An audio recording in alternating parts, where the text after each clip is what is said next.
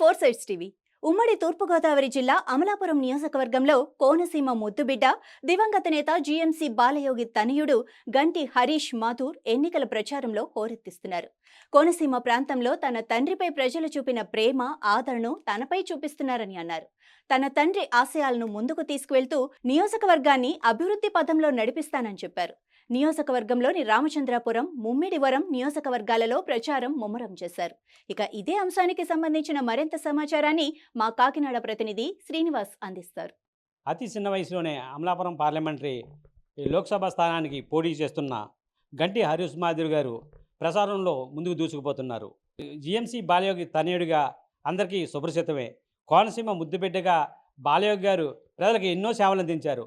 అలాంటి బాలయోగి గారి కుమారుడైన హరీష్ మాథూర్ గారు ఇక్కడ అమలాపురం పార్లమెంట్లో చేస్తుంటే ప్రజలందరూ కూడా అలా ఎలా స్పందిస్తున్నారు వారినే అడిగి తెలుసుకుందాం. సార్ చెప్పండి, 7 నియోజకవర్గాల్లో కూడా ఎలాగా ప్రజలు మిమ్మల్ని స్పందిస్తున్నారు?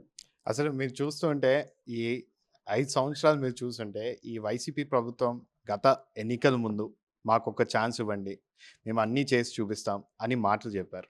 కానీ అధికారంకి వచ్చిన తర్వాత ఈ 5 సంవత్సరాల్లోనే మాత్రం ఈ పార్లమెంట్ పరిధిలోని ఎక్కడా కూడా అభివృద్ధి జరగలేదు. ఆనాడు వీళ్ళు మాట్లాడారు అనేక అంశాల మీద. పోలవరం అన్నారు, రాష్ట్రం వ్యాప్తంగా వాళ్ళు పోలవరం పూర్తి చేస్తా అన్నారు, లేకపోతే అమరావతి పూర్తి చేస్తా అన్నారు. కానీ ఇవన్నిటినీ కూడా ఎక్కడా కూడా స్పందించలేదు. ఇక్కడ స్థానికంగా వాళ్ళు ఉన్న వైసీపీ ఎంపీ అయినా సరే ఆవిడ కూడా ఢిల్లీలోని కూడా ఇక్కడ అమలాపురం పార్లమెంట్ పరిధిలోని రైల్వే లైన్ గురించి అయినా సరే, లేకపోతే ఇక్కడ కేటాయించిన ఇక్కడ కేంద్రం నుంచి రావాల్సిన నిధుల గురించి అయినా సరే, ఇక్కడ జరగాల్సిన రివెట్మెంట్ అయినా సరే, గ్రాయింగ్స్ అయినా సరే, వీటి గురించి ఎప్పుడు కూడా మాట్లాడలేదు. ఈ 5 సంవత్సరాలు ప్రజలే కూడా మేము ఎక్కడికి కూడా వెళ్ళినా సరే, ఎక్కడ వెళ్ళి ప్రజలను కలిసినా సరే, వాళ్ళు కూడా మా గ్రామ స్థాయిలోని ఏదైనా అభివృద్ధి జరిగిందంటే అది 2014 నుంచి 19లోని తెలుగుదేశం ప్రభుత్వం హయాంలోనే జరిగిందని కూడా ప్రజలే తెలియజేసుకున్నారు. ఎందుకంటే ఈ 5 సంవత్సరాల్లోని వీళ్ళు అధికారం వచ్చిన తర్వాత వీళ్ళు ఇష్టం రాజకీయం చేశారు. కానీ ఎక్కడా కూడా ప్రజల సమస్యల మీద కానీ, లేకపోతే ఈ పార్లమెంట్ పరిధిలో చేయాల్సిన అభివృద్ధి అయినా సరే, లేకపోతే వీళ్ళు మాట్లాడేది ఏదైనా ఈ రోజు కూడా మాట్లాడతారు, మాది సంక్షేమం ప్రభుత్వం అంటారు. కానీ ఈ రోజు వరకు కూడా ఎంతమందికి ఇచ్చారు, ఎంతమందికి నేరుగా వారి అకౌంట్లో చేరాయి? ఈరోజు జగన్మోహన్ రెడ్డి గారు ముఖ్యమంత్రి గారు ఆయన ఒక బటన్ నొక్కి ఇంతమందికి చేరింది అని చెప్పి ఆయన మాట్లాడతాడు. కానీ ఎక్కడ చూసినా కూడా ప్రజలకి మాత్రం ఈ రోజు వరకు అందిన పరిస్థితి లేదు.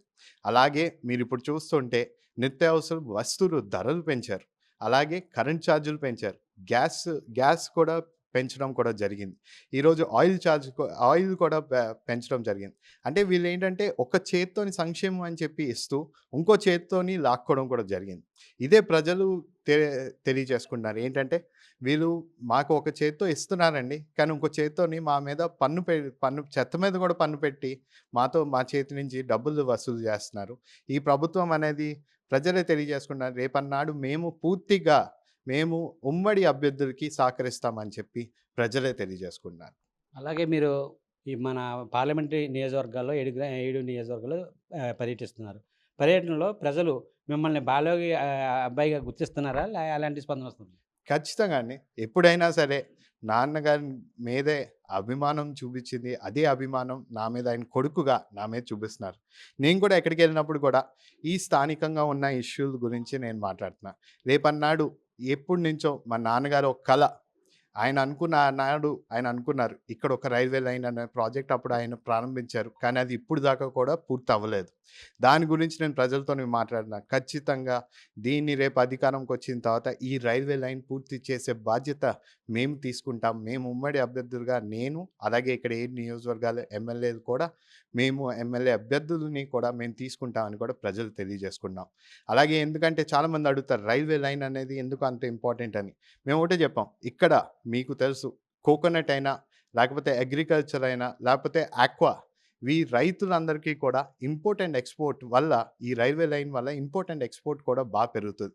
అలాగే మనం అనుకున్నట్టు టూరిజం అయినా సరే, లేకపోతే యువత ఇక్కడి నుంచి బయట ప్రాంతాలకు వెళ్ళాలన్నా, లేకపోతే ప్రజలు ఇంకో చోటుకి వెళ్ళాలన్నా మనకి ఇప్పుడు దాకా ఉంది ఓన్లీ రోడ్డు మార్గానే మనం వెళ్ళాల్సిన పరిస్థితి. కానీ రేపన్నాడు రైల్వే లైన్ వస్తే రేపన్నాడు ఖచ్చితంగా ఇంకో మార్గం కూడా ఉంటుందని ఏకైక ఆలోచనతో నేను ప్రజలందరికీ తెలియజేసుకుంటుంది ఏంటంటే, ఖచ్చితంగా ఈ రైల్వే లైన్ గురించి నేను చాలా వరకు నేను కృషి చేస్తాను, నేను సాధిస్తానని కూడా ప్రజలకి తెలియజేసుకున్నా.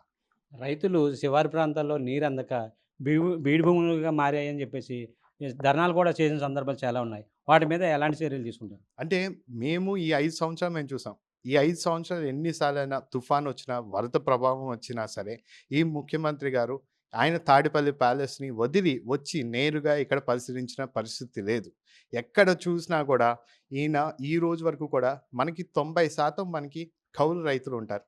వీళ్ళందరికీ కూడా నీళ్ళు సదుపాయాలు లేకపోతే వాళ్ళకి ఇవ్వాల్సిన రైతులకి అండగా ఉండాల్సిన గిట్టుబాటు ధరలు ఇవన్నిటిని కూడా ఎప్పుడు మాట్లాడరు. ఓన్లీ పేపర్ రూపంలో తెలియజేస్తారు. ఏంటంటే తడిసిన ధాన్యమైనా లేకపోతే ఏదన్నా సరే మేము ఖచ్చితంగా అది కొనుగోలు చేస్తామంటారు. కానీ ఆ పరిస్థితికి కేంద్రానికి మనం వెళ్ళి మాట్లాడినప్పుడు మాత్రం ఎక్కడా కూడా వాళ్ళు పరిశీలించే పరిస్థితి లేదు. వీటినన్నిటినీ కూడా మేము ఈ 5 సంవత్సరాలు రైతుల పక్షాన మేము పోరాడడం కూడా జరిగింది. ఇప్పుడు లేని విధంగా మీరు చూశారు. ముమ్మిడివరంలో క్రాప్ హాలిడే కూడా ప్రకటించారు. ఎందుకంటే సరైన గిట్టుబాటు ధరలు కూడా లభించట్లేదనే విషయంలోని మేము ఖచ్చితంగా అధికారంకి వచ్చిన తర్వాత రైతులకి మేము అండగా ఉంటామని చెప్పి వాళ్ళకి కావాల్సిన నీరు అనేది కూడా అందజేసే బాధ్యత మేము తీసుకుంటామని తెలియజేస్తాం. అలాగే అమలాపురం పార్లమెంటరీ అభ్యర్థిగా ఉన్న ప్రతి ఒక్కరు కూడా గెలిచిన తర్వాత ఢిల్లీ, అమలాపురం వెళ్తారు తప్ప ప్రజల్లో ఉండరనేది అది అందరికీ తెలిసిందే. గతంలో స్వర్గీయ మన బాలయోగి గారు ఒక పార్లమెంటు సభ్యుడిగా ఉండి ప్రతి ఇంటికి ఒక కార్యకర్తలాగా తిరిగి ఈవేళ ప్రజల్లో గుండెల్లో చిరస్థానం సంపాదించుకున్నారు. అలాగా తండ్రిని వారసత్వాన్ని మీరు నిలబెడతారా? ఖచ్చితంగా. ఎందుకంటే నేను ఒకటే తెలియజేసుకున్నాను. ఆనాడు మా నాన్నగారు ఎప్పుడైనా సరే ఆయన ఒక స్పీకర్ హోదాలో ఉన్నా సరే ఎప్పుడు కూడా ఇక్కడ వచ్చి ప్రజలతోని మమైక్యమయ్యేవారు. ఎప్పుడైనా ఏదైనా చిన్న ఫంక్షన్ అయినా సరే, పెద్ద ఫంక్షన్ అయినా సరే దాని గురించి ఆయన సంబంధం లేదు. పిలిచిన వాడి ఇంటికి వెళ్ళే బాధ్యత ఆయన తీసుకునేవారు. అలాగే నేను మొన్న 2019లో నేను ఎన్నికల ముందు వచ్చినప్పటి నుంచి ఈ 5 సంవత్సరాలు కూడా ఇక్కడే ఉండి ప్రజలందరితో కలిసి మమేకమయ్యి వాళ్ళతో పాటు వాళ్ళు ఉన్న ఎటువంటి ఇబ్బందులైనా సరే దాని గురించి పోరాడుతూ, అలాగే వాళ్ళు పిలిచిన ప్రతి ఫంక్షన్ కూడా నేను అటెండ్ అవ్వడం జరిగింది. ఏకైక కారణం ఏంటంటే ఆయన అడుగుజాడల్లో నేను నడవాలని నా ఆలోచన. రేపన్నాడు నేను ఎంపీ అయినా సరే, నేను ఎప్పుడైనా సరే నేను మా నాన్నగారి విధంగా నేను ముందుకెళ్తాను తప్పించి, ఆయన ఎలాగ ఇక్కడున్న ప్రజలతో కలిసి ఉన్నారో అదే విధంగా నేను కలిసి ఉంటాను తప్పించి ఇంకో ఆలోచన అయితే లేదు. అలాగే మీరు గెలిచిన తర్వాత యువకులకు ఎలాంటి ఉపాధిని కల్పించబోతున్నారు? మేమైతే మాత్రం ఒకటే తెలియజేసుకున్నాం. మన పార్టీ అధ్యక్షుడు వారు శ్రీ నారా చంద్రబాబు నాయుడు గారు రేపు అధికారంకి వచ్చిన వెంటనే ఖచ్చితంగా 5 సంవత్సరాల్లో 25,00,000 ఉపాధి జాబ్స్ కల్పించే బాధ్యత మేము తీసుకున్నాం. ఎవరికైనా సరే డిగ్రీ పూర్తి చేసుకుని ఇంకా జాబ్ రాలేదంటే ఈ 5 సంవత్సరాల్లో వాళ్ళకి ఆదాయం కింద వాళ్ళకి 3,000 రూపాయలు వాళ్ళకి ఇవ్వడం కూడా, నెలకి ఇవ్వడం కూడా బాధ్యత మేము తీసుకుంటున్నాం.